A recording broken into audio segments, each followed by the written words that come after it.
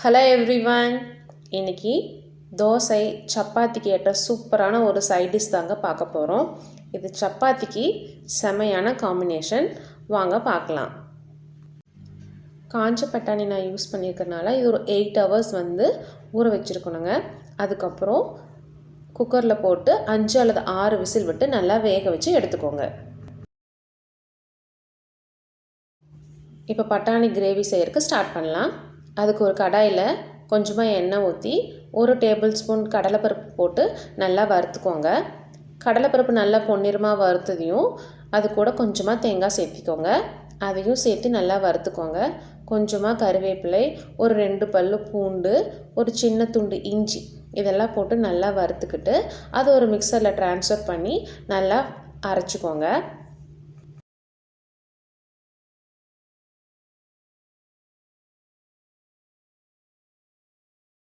ஒரு கடாயில் எண்ணெய் ஊற்றி கொஞ்சமாக கடுகு உளுந்து பருப்பு போட்டு தாளிச்சிட்டு வெங்காயம் தக்காளி சேர்த்து நல்லா வதக்கிக்கோங்க.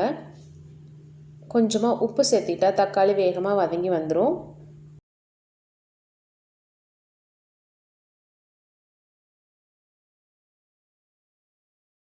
தக்காளி நல்லா வதங்கி வந்ததையும் ஒரு 1/2 ஸ்பூன் மஞ்சள் தூள், ஒரு 1/2 ஸ்பூன் மிளகாய் தூள் சேர்த்து நல்லா வதக்கி விடுங்க.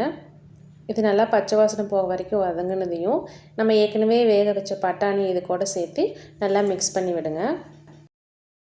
காரம் உங்களுக்கு எவ்வளோ தேவைப்படுமோ அந்த அளவுக்கு மிளகாய்த்தூள் சேர்த்து நல்லா வதக்கி விடுங்க. இது கூடவே நம்ம ஏற்கனவே அரைச்சி வச்ச இந்த பேஸ்ட்டை சேர்த்து நல்லா வதக்கி விடுங்க.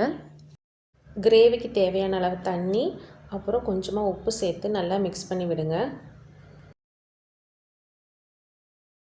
இது கூட ஒரு ஸ்பூன் பெப்பர், கொஞ்சம் கரம் மசாலா தூள் சேர்த்து நல்லா கொதிக்க வைங்க. இப்போ பட்டாணி குருமா ரெடி ஆயிடுச்சு. கொஞ்சமாக கொத்தமல்லி தழை தூவி ஸ்டவ் ஆஃப் பண்ணிடுங்க.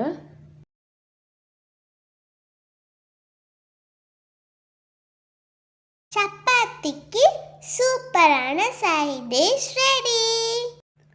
ட்ரை பண்ணி பார்த்துட்டு கமெண்ட் பண்ணுங்க. தேங்க்ஸ் ஃபார் வாட்சிங்.